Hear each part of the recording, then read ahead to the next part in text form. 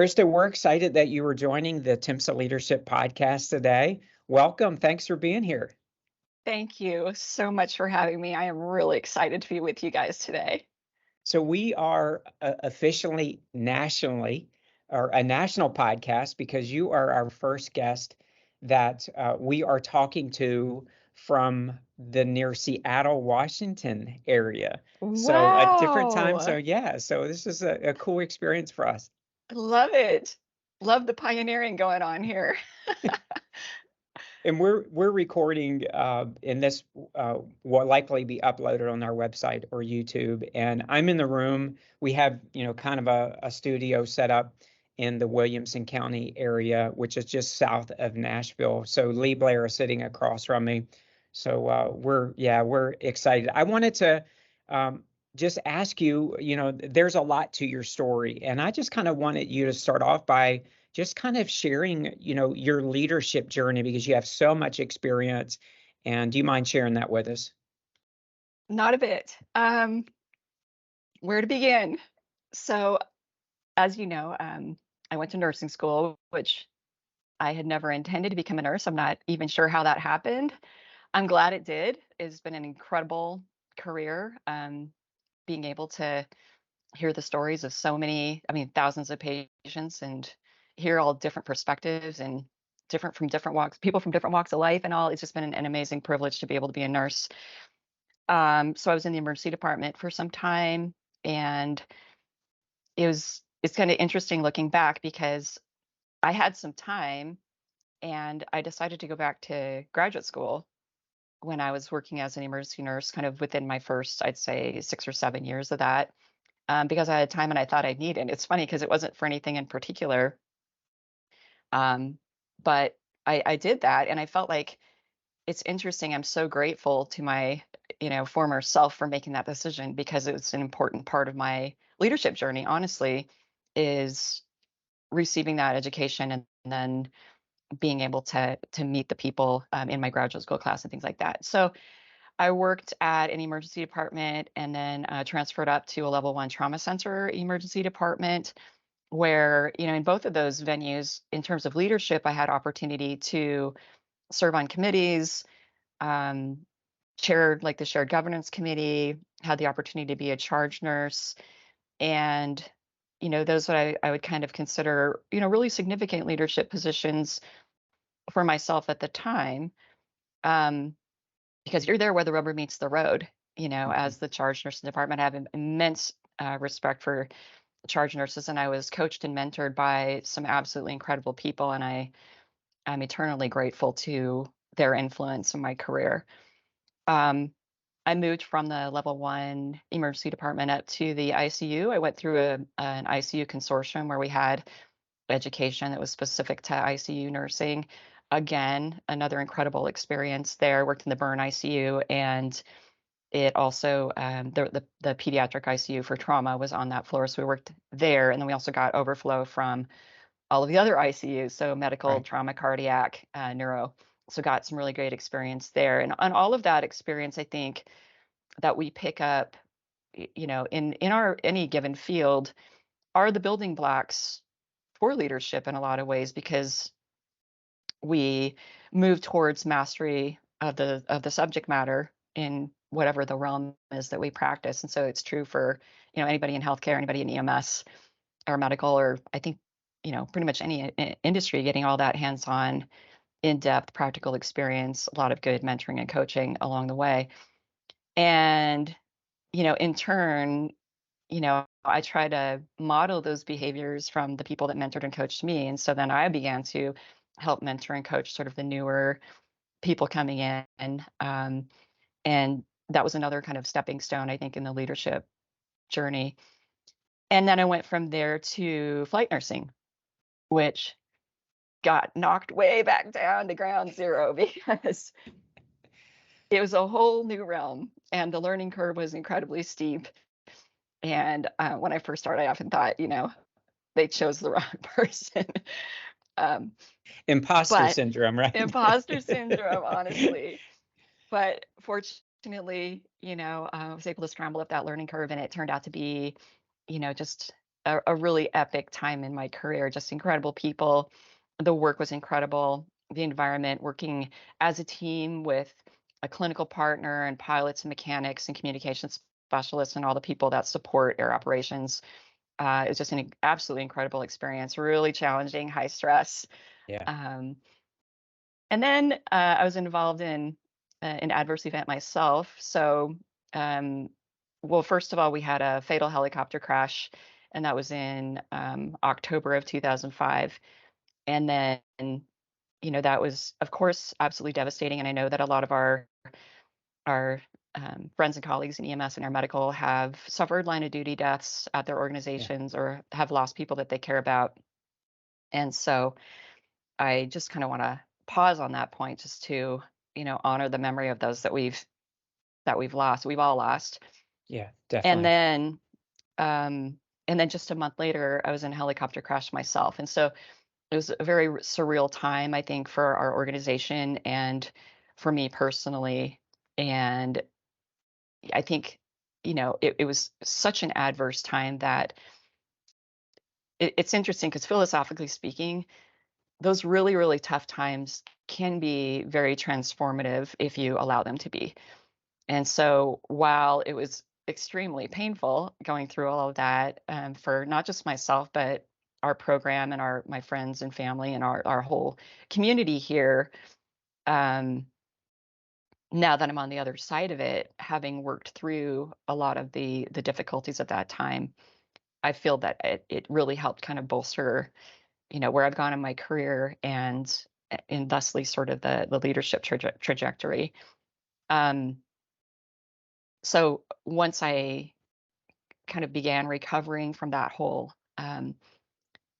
episode, I went back to work in the emergency department, and it was interesting working back in the emergency department after being a flight nurse, because I learned a lot from aviation and what aviation can help bring to healthcare in terms of managing risk and things like that. And I had noticed aspects of how the the crashes were managed that I thought, I wonder what we can learn from this. I wonder how we can learn to mitigate future risk, and I wonder what we can learn to help support the families of the fallen, and I wonder what we can learn to help support survivors and surviving programs as they go through adversity like this. And I had an opportunity then to begin work in patient safety for an air medical transport entity. And so I took sort of everything I had been studying and learning since the crashes at our organization, and I applied them to the clinical realm. And it was always interesting to me because working in the emergency department in the ICU, I was very interested in prevention because I'd see illnesses and injuries that were entirely preventable and all of the pain and suffering that accompanied them and the economic and non-economic costs of those. And I was like, gosh, how many people have to die at this intersection before we put up a stop sign? That kind of Yeah. thing, right? Yeah. Metaphorically Yeah. speaking. And so I applied those principles to the clinical realm, on the in this air medical transport organization, and sort of drew from several different models that I felt were useful, and try to pull out the best of the best of each of those models and morph them into something where we could really shift culture and change the conversation around how we manage risk and talk about adverse events and those types of things.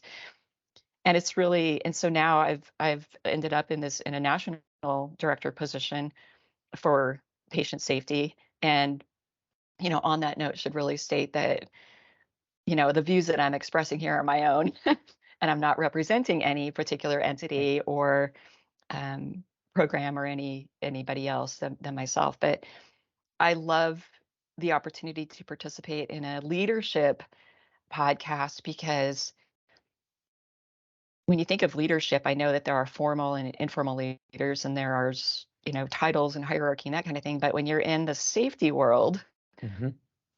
I don't have any authority, so to speak. In that, and I haven't had any in Yeah. sort of the patient safety world. I don't hire and fire, I don't manage in that way, I guess, Yeah. so to speak. And so I have to rely exclusively on influence. Yes. And that, when it comes to leadership, and that's something that I've really, I think, been able to develop largely over my nursing career, Yeah. and that type of thing. So it's been it's a long answer to your very short question. So thank you. No, I think it's great. You mentioned influence, and I want to talk to you about specifically influence, but I want to go back because your story is amazing, and I have a couple of questions for you that I'm curious about, and I know our listeners are. So, you were, as a team, one of your helicopters. You lost an entire team. Is that correct? That's correct. Um, Yep. and then how long after that crash was your crash? It was almost exactly 1 month. Okay, so I have a couple questions for you, and if I'm out of bounds, you just tell me, and we won't talk about that. Um, these type of events in losing a coworker, if you're in this field long enough, you're going to experience it. And you come back to work the next shift, maybe you taking some time off, you're thinking about it, you can't shake it, and it's part of you, sometimes for an extended period of time. So I imagine on your side, you're dealing with a loss of friends, with colleagues, and you know that inherently when you go up into an aircraft, it's risky. You know, how was that transition before the crash? Now, I'm going to talk about the crash, but before the crash, your first shift back on the aircraft, what was that like for you? Oh, that's a great question. I think that, we were grief stricken. Um, there was a great degree of uncertainty because that crash occurred into the water. And the depth of water was such that a portion of the aircraft was not retrievable. And so we would never know, and we still don't know exactly why the crash happened. And so when, you're getting back into an aircraft that's of the same, sort of make and model as the aircraft that crashed, of course, your leadership and your safety team are evaluating those aircraft to determine if there's a systemic problem with the aircraft, right? And the Right, right. manufacturers and such. That's critical. But there's still this high degree of uncertainty because you don't know what happened.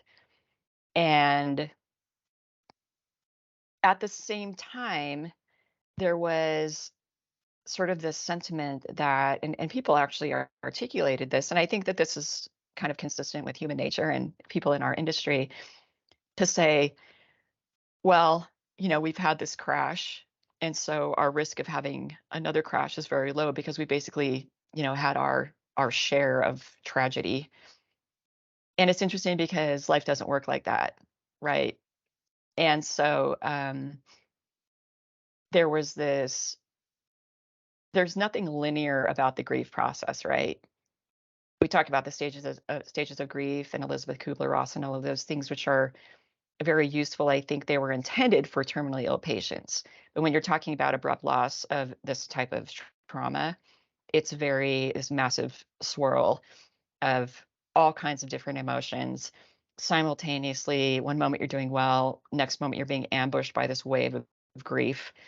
Um, and so, the predictability of that is questionable. And then when you go back out to work in the community, people in the community know what happened. And so there's the, you know, caring looks, comments of, you know, we feel for you, those types of things. And so even though you're trying to sort of get back to the business of caring for our community members, it never stops being the event, the loss never stops being in your head. One, because it's just there, but then two, you're just faced with it with every conversation that you have, which it's just the reality. Like I would never discourage it. I would never discourage the people in the community from expressing their condolences. I would discourage them from asking sort of, to speculate on why things happen or to kind of go into depth, especially when you're trying to focus on caring for a patient. Yeah, But it was incredibly difficult uh, yeah. to go back. But then you're also kind of compelled Hmm. intrinsically to go back because you're here to care for the community. Yeah. And Yeah. so it's kind of this interesting juxtaposition to try to operate in. Yeah, sure. You had mentioned when we did a pre-interview, and I haven't been able to really put that. I've been thinking about your comment a lot. And you had said, and I understand a little bit better, but I want you to talk about it. But you said you were prepared before the crash happened. Did I did I understand that correctly? And Yeah, uh, and I paused you and I said, Krista, I really want to know what you meant by that comment because I'm looking at it from, I mean, I just want you to explain because I can't even articulate what's in my mind right now. But here you are a month into it. In your mind, you're prepared. But what does that mean? And then, so let's start with there. I'm fascinated by that comment. absolutely. It's basically I felt like I was as prepared for the crash that I was in as I could have been, and that's credit to my organization, which to your listeners might seem like a funny thing to say in light of having two catastrophic events kind of back to back like that. But this is where we have to really step back and say, it'd be really easy to point our fingers at an organization and say, oh, they're like, unsafe or that kind of thing. But even this far down the road, I haven't been able to draw any sort of common thread between the crashes that we have. They were entirely different crashes. And I think it was largely just really bad luck, honestly. And so credit to my organization because they had a very progressive safety culture for the day. This was back in the early 2000s. And we had a very proactive and progressive safety committee. We had survival training we had winter survival training, dryland survival training, water survival training, where we get, dumped into the pool, strapped into the kind of makeshift aircraft. We had to egress from the water, which we learned some incredibly valuable lessons from that. Um, we had good crew resource management training, like how do you communicate, how do you work as a team, how do you use all of your resources to make good decisions. And we had, I felt, really strong relationships between our clinical crews and our pilots. And, it wasn't perfect, of course, no place is, but I took all that training seriously. And it's interesting because I think, there are those people who think that, these types of events won't happen to them. And I get that. I think it's human nature to a certain extent. I just didn't happen to be one of those people. I recognize that I'm somebody that does work in this industry. Why wouldn't that happen to me Yeah, versus somebody else? I'm yeah, here, I'm flying, I know there's risk, and I'm going to accept the fact that something could happen to me and I'm going to prepare accordingly.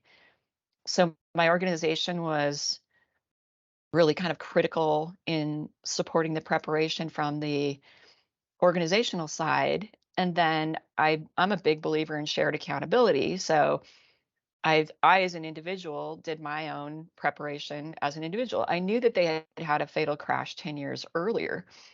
But when I started at the organization, I didn't ask anything about safety because I figured, oh, whatever the problem was, I'm sure they fixed it. sure. You know, not, yeah, I had no idea what I didn't know. And so now I recognize the complexity of the risks, in our Yeah. environment. And there are so many different things that can kind of go sideways. So, but I had a will, even though I was in my, you know, gosh, late 20s, early 30s. I had my beneficiaries all up to date. I prepared all those things because I knew there was risk and at least gave me some peace of mind Mhm. knowing that if something happened, one, we had done everything that we could have done as an organization, and two, I had done everything that I could have done as an individual. Yeah. So And that that's kind of certainly, the gist of it. okay. And I know that certainly shaped your career and how you look at errors and preventing things. And in thinking about our conversation today, I reflected back in I was 19 when I started paramedic school. and went through paramedic school through my 20s. I graduated just about 3 weeks before my 20th birthday as a medic.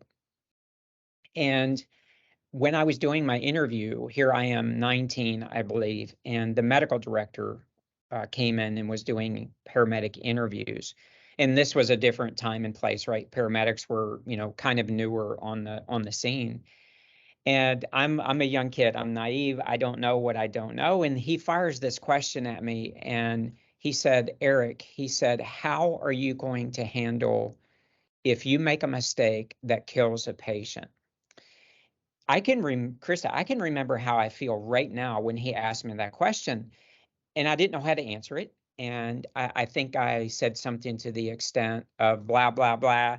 I will learn from my mistakes.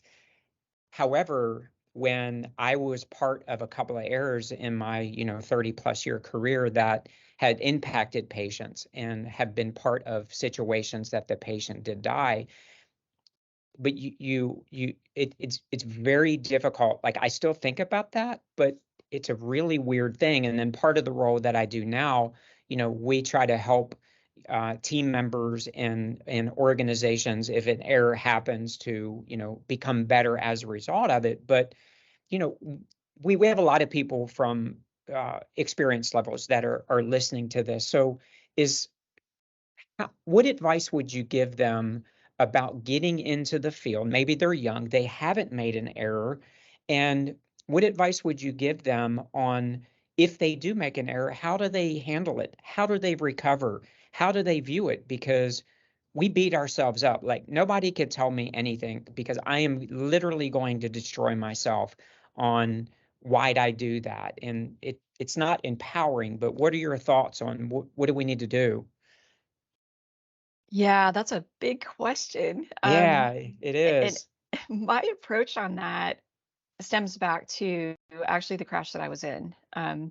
Because the reason that we crashed in it was a brand new helicopter. The reason we crashed is because our pilot, who was a highly experienced, highly respected, you know, compassionate, committed person, professional, um, he had inadvertently lifted from a rooftop helipad with one engine in idle. And so we couldn't sustain flight, and we crashed off of this rooftop from of a hospital to the courtyard below and destroyed the helicopter. And by the grace of God, all of us, including our patient, survived. And so that was an error on his part. And my thought was, there but for the grace of God go I, as a healthcare professional, because I can err in ways that harm somebody significantly, or that could precipitate their death, right? And that was always my perspective on that. Well, this was before just culture had taken a foothold. And again, this conversation is certainly not to point fingers at any organization or entity or operator. But what happened to him was he was terminated. And as somebody that was sort of, you know, on the receiving end of an adverse event, that bothered me a lot, because I felt that there was probably more to the story. And so when I studied the NTSB report, when it came out and talked about the probable cause of the crash and such, there were aspects that were listed as contributing factors that were things like shortcomings in his training on this particular aircraft. It was brand new. He had Okay. almost 8,000 hours in helicopters, and he only had 15 hours in this particular make and model of aircraft. In my mind, the the helicopter had a single point of failure for a critical operational aspect of the helicopter. So we know that humans err. We know that human error is ubiquitous. We shouldn't use it as an excuse, but we have to recognize that it's ubiquitous and design our systems and our machines and our processes in ways that capture human error before they result in harm. And so there were all of these different aspects to that contributed to what happened, any of which, if they'd been different, it wouldn't have happened. And so, but what I saw, and maybe there was more to it that I wasn't made aware of, but what I saw was he was terminated, and then it was kind of deemed good and we're good to go. And I was like, well, Yeah. wait a minute, there's all these system problems that are still creating these latent hazards and conditions that are just sort of lying in wait, waiting for the next fallible human being to err. And so I took that philosophy and I brought it to the clinical side of the world. And so, forgive me for waxing way philosophical on that. But what I would say is that we recognize that we're all human and humans err. What we want to do is help you understand the risks in the environment that you're working within and the why behind why we ask you to do certain things, or ask you to not do certain things. A lot of our policies and processes are, as they say, written in blood. Mhm. But often I don't know that we do a very good job of explaining the why. And then, there is an invincibility component out there where, again, this won't happen to me. And when I interview people after adverse events, what I hear very frequently is it happens so fast. And so it's helping people recognize one, yes, it can happen to you because, like me being a flight nurse and accepting the fact that I could be involved in an adverse event, all of us being clinicians in a very overly complex, world of healthcare and transportation. We operate at the intersection of those two highly complex, high risk industries. Yes, it can happen to us. Yeah. Should it happen, you got to immediately bring it forward. Yeah. And it's difficult though because not all organizations have a culture that makes it easy to bring, or at least less uncomfortable to bring those types of things forward. But I think if people understand that we know humans error, we're going to look at this thoughtfully. We're going to look at the whole situation. We're not going to just focus on you. We're going to look at our systems as an organization and say, what did we contribute to this situation? So, back to the whole notion of shared accountability, we're responsible as an organization for the systems that we built and for the training Yeah. and education that we provide and for the tools and technology and equipment for the support that we provide to optimize the environment that you work in. You as the individual are responsible for, making good choices within that, um, within those systems, and then letting us know what the weaknesses in the systems are so that we can fix them and continue to bolster those safety nets. That's what I One would of the say. things that um, one of the things that stands out from your comments, and I want to share this from, let's say that a coworker makes a mistake and you haven't in your career yet.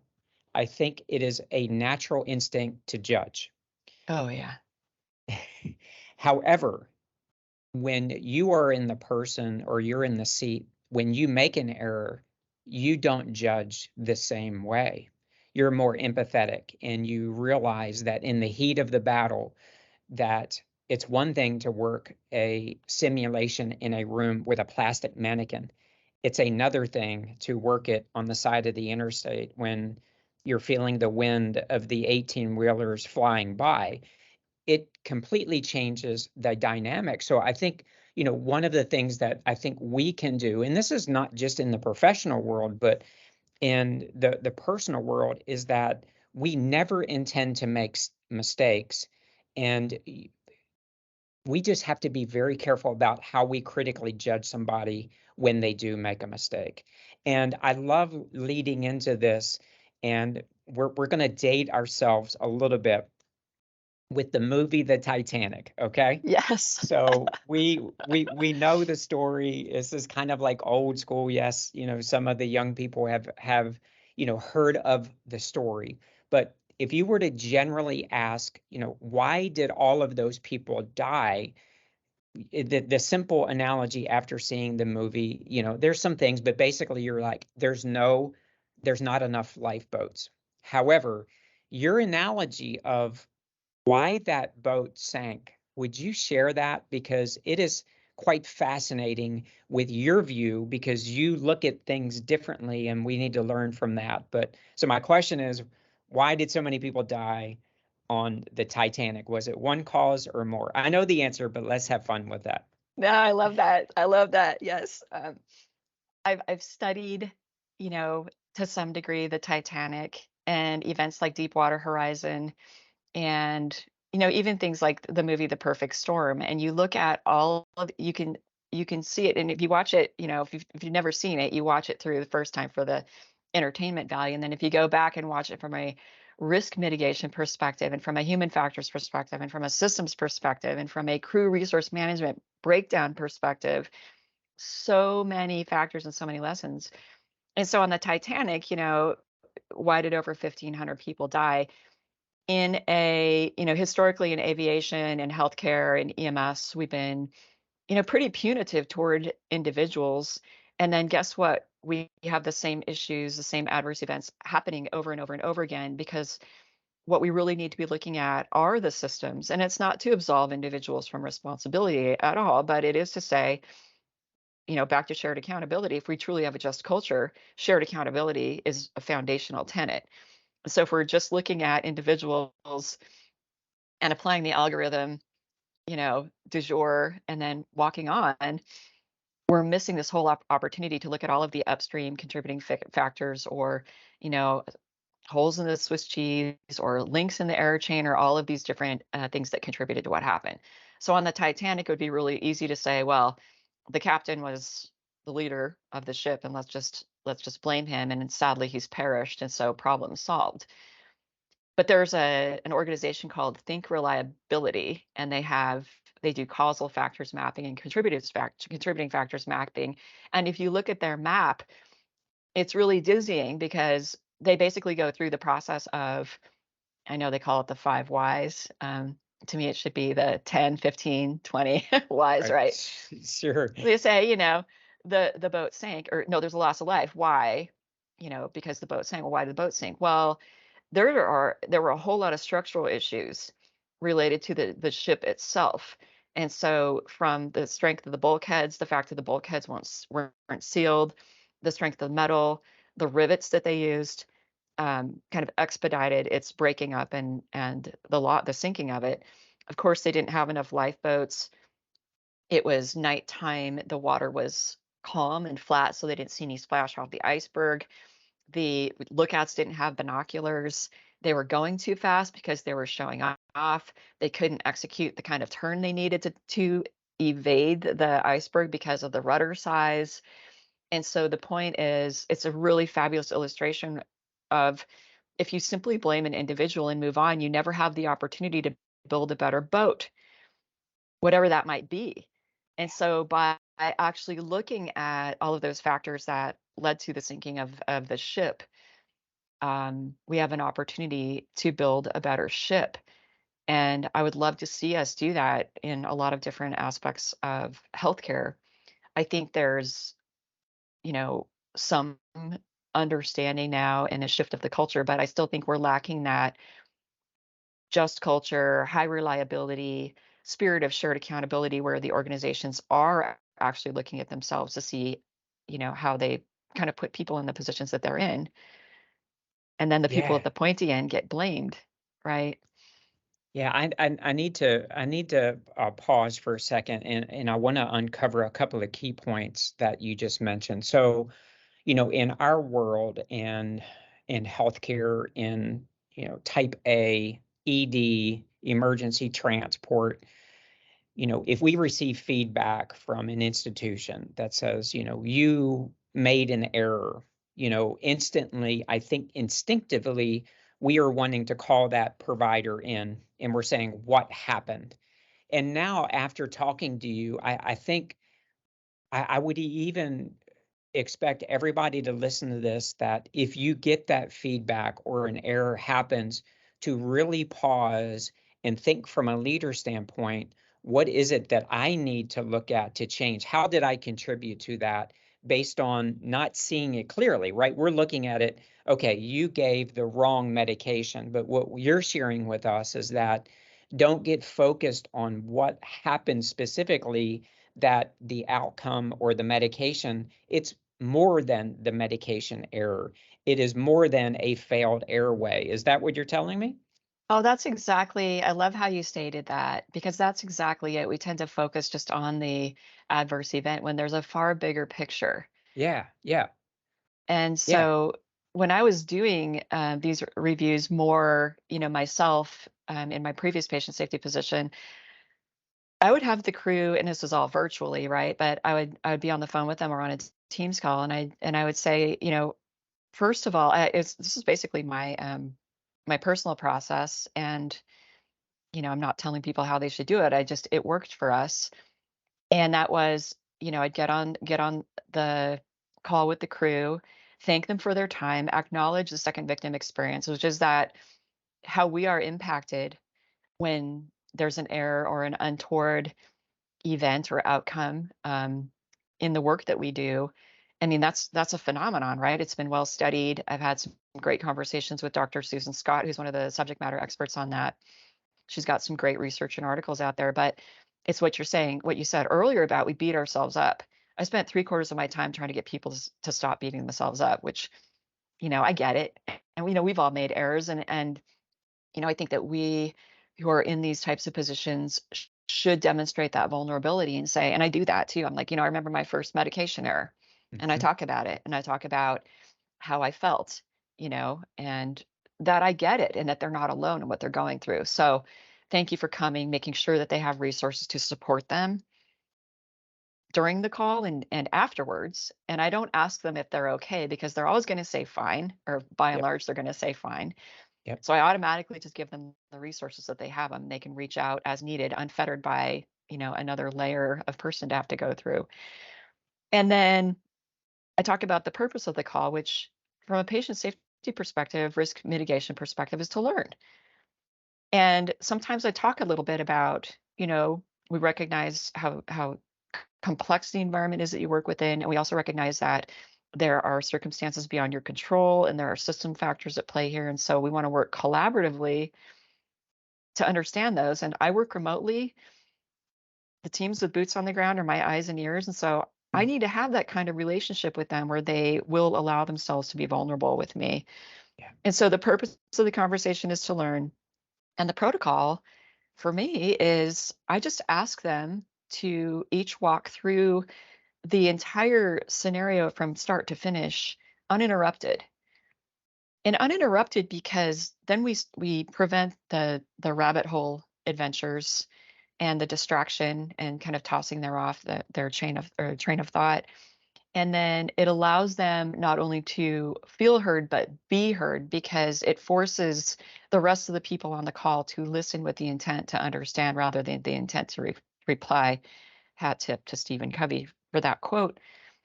And then I just ask one of them to walk me through. And then as they walk through, I'm listening for human factors, influences. I'm listening for systems issues. And then when they're done telling their stories, you know, when the first crew member is done, I listen to the second crew member. And this is for, I should caveat this by saying, this it's different if a case has to go down the law department trajectory. They Sure. have a very specific way of interviewing, and and they have a reason for that. But for a safety, risk mitigation, patient safety trajectory, um, I found the more collaborative, the better.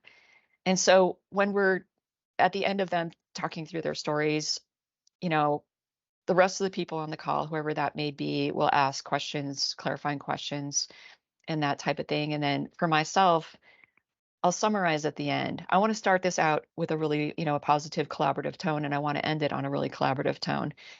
And if there's any kind of aggression or hostility or blaming or escalation during the course of the call, I I reserve the right to terminate the call, so that we can get it. If I can't correct our trajectory in the middle of the call, I will terminate it because I'm not going to allow it to turn into some, unnecessarily dramatic, dust up when it needs to be calm and factual and collaborative and that kind of thing. And so at the end of the call, I summarize and say, these are the systems issues that you've helped us identify. These are the human factors, and these are some suggestions for, addressing those things. What do you think? Are we on track with this from your perspective? Because you guys are the ones that do the work every day, so you know better than I Mhm. whether this is going to make your job easier, your job harder. And then we, create working groups and embark upon process improvement projects, which are resource intensive. Yeah, absolutely. But then the The people that at the heart of the issue, if we are able to successfully complete a process improvement initiative and audit those the implementation of that and discover that we actually did mitigate the risk, then we can circle back around to the original crew and say, look it, you've helped us by allowing yourself to, share, even though it wasn't comfortable, perhaps, what happened. You have helped us and contributed to the improvement of patient care across the whole, organization, and you've saved your fellow crew members from perhaps similar um, events. And so I hope that they can feel really good about that. Yeah. Well, I'm putting myself in the position that if I had to talk to you and I made an error, I would be terrified, right? Because we're in positions and we're like, oh my gosh, Krista's calling me. Like, what did I do, right? I'm trying to make light of, but there's so many serious things in there. One of the things that I want to take a moment to talk about because I think it's impactful for not only our professional lives but personal lives. A leadership nugget that I picked up on is you ask a question and you do not interrupt them and you let them talk.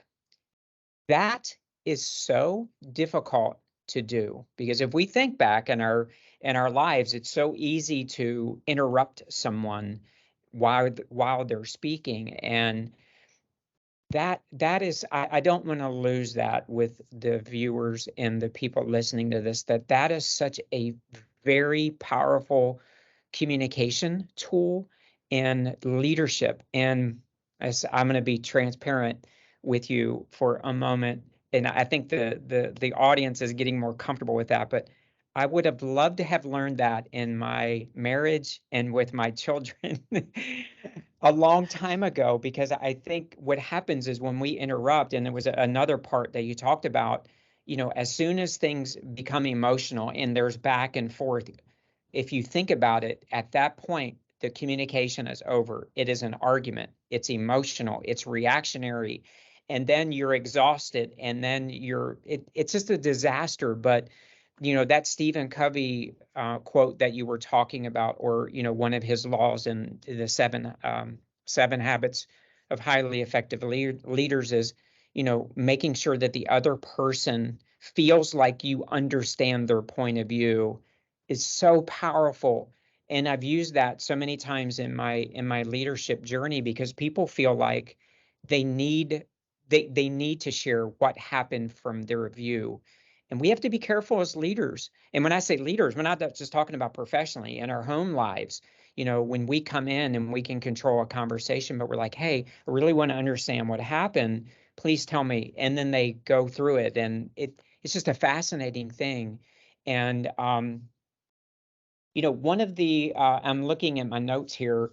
I wanted to ask you what advice would you give a new person that is a brand new nurse, is a brand new EMT, a brand new paramedic, and they are getting ready to get into this, and they're terrified after our conversation. They're like, what have I done? I went to school and I should have gone to school. But what would you tell those individuals that are getting into the field, and what do they need to do with some of the information that you shared? And there's other things I want to talk to you about, but before we transition, what advice would you give them? Well, I think patience with themselves and others is critical, um, because, honestly, the more I know I don't know. Hmm. And they're never stop learning. Um, Subject matter mastery, I think, is important. The ability to understand how to communicate effectively if you notice something, or if you're asked to do something that you don't feel is right. How do you articulate that in a way that's maybe assertive but not aggressive, or that gets the attention of the people that whose attention you need to get. And it's hard because sometimes we have steep authority gradients in healthcare. So, or in aviation. So, like, pilot in command, second in command. If that authority gradient is too steep, the second in command might be reluctant to say anything because it's kind of, I'm the captain, I'm in charge. If you have too flat of an authority gradient, then there's no leadership. And so, where do you place that authority gradient? And this is true between new nurses and seasoned nurses, or maybe a nurse and a physician colleague, or maybe clinicians and executive leadership, you know. And so, and that might be a little bit too meaty for new people, but you have to be able to, or at least work toward effectively communicating. And you talked about listening just now, and listening is a big part of that. And it goes to like listening to your patients. We get so caught up in the machine, right, of healthcare Hmm. that sometimes we're not listening to the people who know best often about what their issues are, and those are the patients, right? Yeah. And sometimes we in the systems aren't listening to the people who know best, who are the patients in our crews. And so, for new people coming in, I think, um, not being afraid to ask questions, and especially when you're unsure of something you don't know, and even if you get beat up, which is very unfortunate, we should be able to, our new people should be able to ask questions without getting beat up. Yeah. But even if you get beat up, be persistent and never stop asking questions if you have them. And then I think making sure that you are supported in the work you're doing, because Hmm. obviously burnout is a massive problem right now. Suicide is a massive problem right now. Traumatic stress, grief, complicated grief, all those types of things. And so being mindful of the impact that this work can have upon you, not only if there's an acute sort of crisis or tragedy, but also the cumulative stress that we all encounter, doing this work day to day. And I think making sure you have a good peer support system set up, and some families are positioned to be that kind of support, but some aren't, Right. right? And so that's okay. But having people that understand and that you trust, who you can talk to if you're starting to really feel it, and then not being afraid to seek professional help if necessary. Also, I would tell that to every new person. Yeah. So Yeah. And there's many people, including myself, that there came a point where I had to swallow my pride and say, okay, I can't walk this journey by myself, and it certainly was a very humbling experience, but a life-changing experience as well. when I would And say to that, Eric, me too, yeah, right? yeah, yeah, So absolutely. like you'd be surprised like what good company you're in when you Yeah. take those steps to get help for yourself. Yeah, absolutely. And I think we focus a little bit differently where for me now, being and speaking about stress, it's not about what I want to hide. It's about, the tools that I can share to say, this really helped me. It may help you. And I know you have those experiences as well as I do. And I want to ask you this because I'm looking at our timer, Krista, and I mean, we're like 50 minutes. I cannot believe that has flown by. We're just And scratching the I surface. know it's like we definitely need to have you back on. Let's talk about leadership for a couple of minutes. Is, you know, what advice would you give someone that's been in the field and they come up to you and they say, Krista, I really respect what you do. You're a leader of influence, and I want to get into the leadership profession, or I want to become a leader. What advice would you give them? um I think studying, reading, books and those types of works that are, um, authored or presented by leaders that you respect, and pull out sort of the best of the best of those and try to apply those to your own, leadership practice and style. It's a never ending journey. Yeah. Like I will always be sort of a perpetual work in progress. Yes. I think minding your own wellness is really important. Again, I know this is sort of a recurring theme here, but I think it's important that it is because we have to be self-regulated. Hmm. If you are reactive when, say, adverse events happen, people sense that. And I've been humbled many times thinking that I was coming into an adverse event, understanding what happened because I read the PCR and I read the incident report, which are, by the way, both very one-dimensional, right? Yes. Pieces of it, forms of information. And then when I shut my mouth and open my ears and listen, I realize, wow, the context and sort of the richness of information that comes with people speaking from their perspective. In order for me to be able to hear that, I have to not be reactive. And it's Hmm. really easy to be like, "You did what?" Yeah. Yeah. I had a case where it was kind of the same type of event happened on both ends of the transport. And so I can understand on the front end of the transport, and the crew had said they thought it probably wasn't a good idea, but then they did it again on the second end of the transport. And I was trying to figure out, in my mind at the time, I was like, why would you do that? Yeah. Right. Right. But you never want to come across that way, right? Yes. And Yes. so it's very much thinking about how you communicate, the words that you choose, your Mm. tone, the modulation of your voice, and those Yeah. types of things. And when I was reviewing events from afar over the phone or over Teams, I spent I expended a great deal of energy trying really hard to choose the right words and trying really hard to make sure that my tone was appropriate for the situation, and making sure I'm asking questions like, instead of like, why on God's green earth, saying, what was your thought process behind this? Mm. So, I think we in healthcare and a lot of industries are notorious for taking people that are good at their particular job, say EMT, paramedic, communication specialists, and nurse, physician, whatever, what have you. And then we say, oh, we're going to put you in a management position. And then we don't give any kind of management training. Right. And so, I think that the training piece, the education on specifically leadership is really Yeah. important. And even if organizations don't provide that, there are plenty of opportunities to chase that down, Yeah. individually.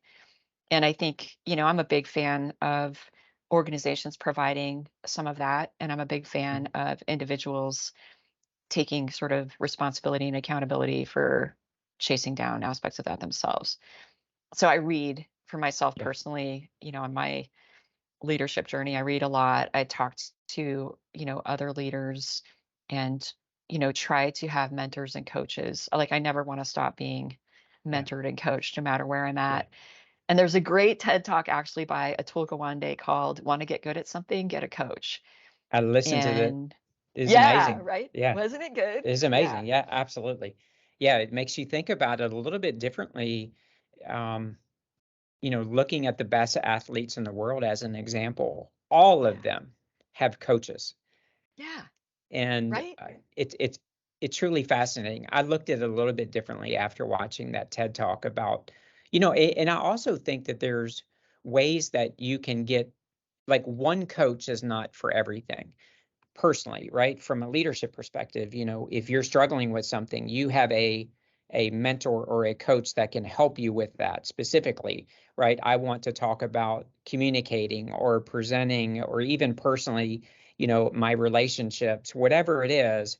It would be like asking advice on how to raise kids with someone that doesn't have kids. Like there's a certain coach that can help coach you along. But I agree. I mean, we certainly need those. And we have to get over ourselves to realize that the only way to get better is to intentionally get better. And we talk about it all the time. The most important person you're ever going to lead is you.